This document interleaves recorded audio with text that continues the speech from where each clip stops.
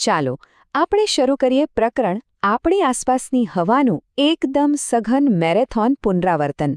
ધ્યાન રાખજો, આપણો મુખ્ય ઉદ્દેશ્ય છે સ્પર્ધાત્મક પરીક્ષા માટે દરેક મુદ્દાને બિલકુલ ચોકસાઈથી સમજવો. આપણે એક પણ વિગત છોડવાના નથી. તો આ પુનરાવર્તનમાં આપણે કયા કયા વિષયો જોવાના છે?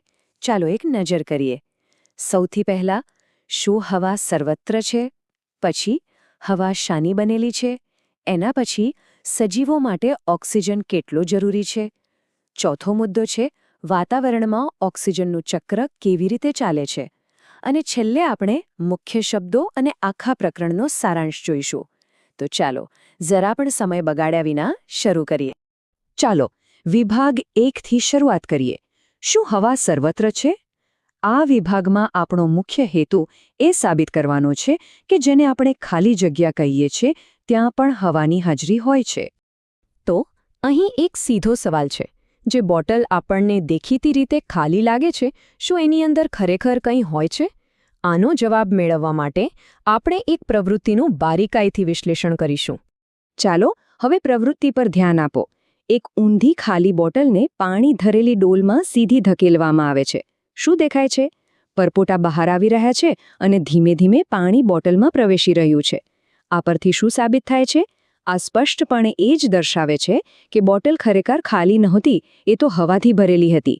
અને જુઓ, જેવી બોટલને થોડી ત્રાંસી કરવામાં આવે છે એટલે તરત જ હવા પરપોટાના રૂપમાં બહાર નીકળી જાય છે અને ખાલી થયેલી જગ્યા પાણી લઈ લે છે.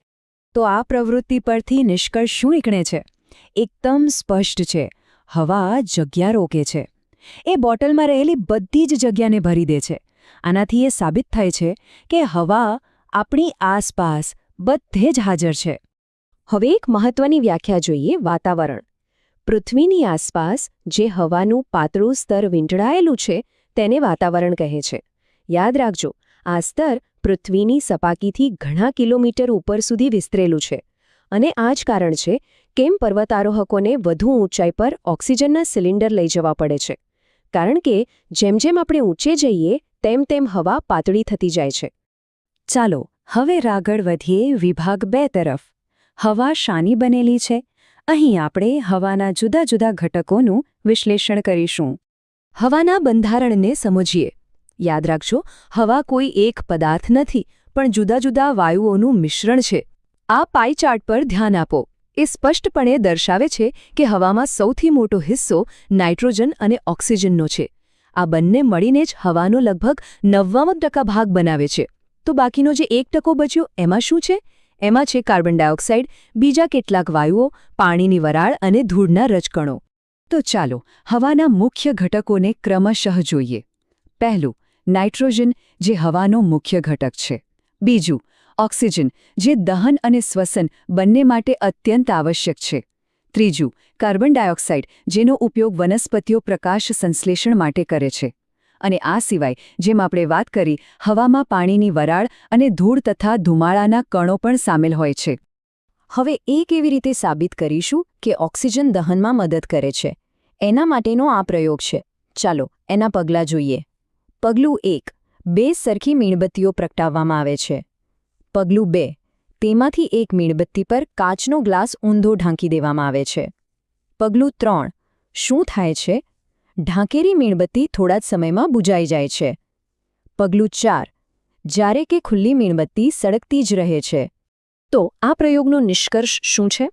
આ પ્રવૃત્તિ એવું દર્શાવે છે કે કોઈપણ વસ્તુને સળગવા માટે, એટલે કે દહન માટે, હવાનો કોઈ ઘટક જરૂરી છે. અને એ ઘટક છે ઓક્સિજન. જે મીણબત્તીને ગ્લાસથી ઢાંકી હતી એ કેમ બુઝાઈ ગઈ?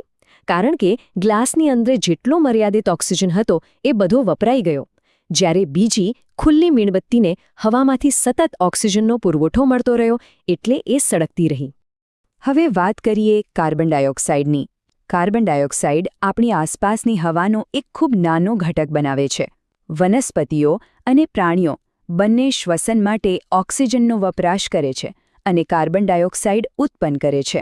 આ જ કારણ છે કે કોઈ બંધ ઓરડામાં જો કોઈ વસ્તુ સળગતી હોય તો તેનાથી કાર્બન ડાયોક્સાઇડનું પ્રમાણ વધી જાય છે અને ગૂંગળામણ જેવું લાગે છે. બીજા ઘટકો પણ છે. હવામાં પાણીની વરાળ, ધૂળ અને ધુમાડો પણ હોય છે. તમે ક્યારેય નોંધ્યું છે કે કોઈ અંધારા ઓરડામાં નાનકડા છિદ્રમાંથી જ્યારે સૂર્યપ્રકાશનું કિરણ આવે ત્યારે એ આપણને સ્પષ્ટ દેખાય છે. એ કેમ દેખાય છે? એ હવામાં રહેલા ધૂળના કણોને કારણે જ છે. આ ધૂળના કણો જ પ્રકાશનું વિખેરણ કરે છે, જેનાથી આપણને આખું કિરણપુંજ દૃશ્યમાન બને છે. ચાલો હવે આપણે વિભાગ 3 તરફ જઈએ, સજીવો માટે ઓક્સિજન. આમાં આપણે એ સમજીશું કે પાણી અને જમીનમાં રહેતા જીવો કેવી રીતે શ્વાસ લે છે. અહીં 2 પ્રવૃત્તિઓ પર ધ્યાન કેન્દ્રિત કરો. ડાબી બાજુ જુઓ. પાણીને ગરમ કરવામાં આવે ત્યારે તેમાંથી નાના નાના પરપોટા નીકળતા દેખાય છે. આ પરપોટા બીજું કંઈ નહીં પણ પાણીમાં ઓગળેલી હવાની સાબિતી છે. હવે જમણી બાજુ જુઓ. જ્યારે માટીના સૂકા ઢેફા પર પાણી રેડવામાં આવે છે ત્યારે તેમાંથી પણ હવાના પરપોટા બહાર આવે છે. આ શું દર્શાવે છે? એ દર્શાવે છે કે માટીના કણો વચ્ચેની જગ્યામાં હવા ફસાયેલી હોય છે. આ બંને અવલોકનો ખૂબ જ મહત્વપૂર્ણ છે. તો આ બંને પ્રવૃત્તિઓનો સીધો નિષ્કર્ષ એ છે કે પાણીમાં રહેતા જે સજીવો છે એ શ્વસન માટે પાણીમાં ઓગળેલા ઓક્સિજનનો ઉપયોગ કરે છે. અને એ જ રીતે જમીનમાં દર બનાવીને કે છિદ્રોમાં રહેતા જીવો જમીનમાં ફસાયેલી હવા પર આધાર રાખે છે. હવે આપણે પહોંચ્યા છીએ વિભાગ 4 પર, વાતાવરણીય ઓક્સિજન ચક્ર. આ એક અત્યંત મહત્વપૂર્ણ પ્રશ્નનો જવાબ આપે છે. વાતાવરણમાં જે ઓક્સિજન સતત વપરાય છે એ પાછો કેવી રીતે આવે છે? તેનું પુનઃસ્થાપન કેવી રીતે થાય છે? ચાલો આ સંતુલનને સમજવા માટે આ કોષ્ટકને ધ્યાનથી જોઈએ. અહીં શ્વસન અને પ્રકાશ સંશ્લેષણની તુલના કરી છે. પહેલો મુદ્દો શ્વસન. આ પ્રક્રિયા વનસ્પતિ અને પ્રાણીઓ બંને દ્વારા ઉપયોગમાં લેવાય છે, જ્યારે પ્રકાશ સંશ્લેષણ એ માત્ર વનસ્પતિઓ દ્વારા જ ઉપયોગમાં લેવાતી પ્રક્રિયા છે.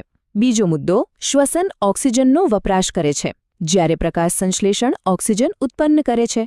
અને ત્રીજો મુદ્દો શ્વસન કાર્બન ડાયોક્સાઇડ મુક્ત કરે છે, જ્યારે પ્રકાશ સંશ્લેષણ કાર્બન ડાયોક્સાઇડનો વપરાશ કરે છે. તમે જોઈ શકો છો આ બંને પ્રક્રિયાઓ બિલકુલ એકબીજાથી વિરુદ્ધ કામ કરે છે. આના પરથી શું સાબિત થાય છે? આ વનસ્પતિઓ અને પ્રાણીઓની પરસ્પર નિર્ભરતા દર્શાવે છે.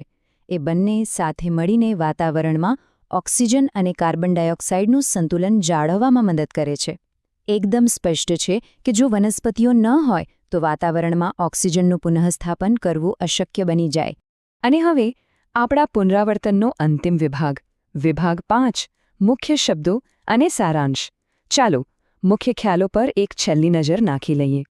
ચાલો આ મુખ્ય શબ્દભંડોળને બરાબર યાદ કરી લઈએ. હું દરેક શબ્દ વાંચીશ. પહેલી હરોળ. ગુજરાતીમાં વાતાવરણ, અંગ્રેજીમાં એટમોસ્ફિયર. બીજી હરોળ.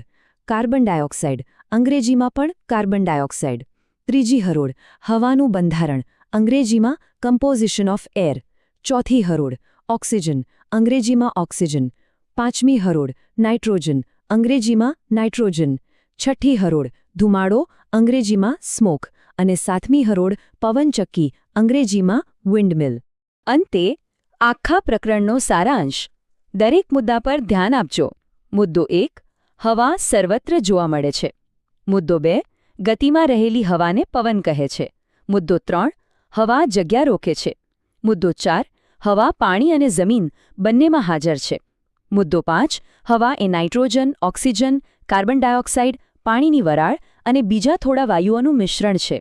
મુદ્દો 6, ઓક્સિજન દહનમાં મદદ કરે છે અને તે સજીવો માટે અત્યંત જરૂરી છે. અને અંતિમ મુદ્દો 7, પૃથ્વીની આસપાસ જે હવાનું આવરણ છે તેને વાતાવરણ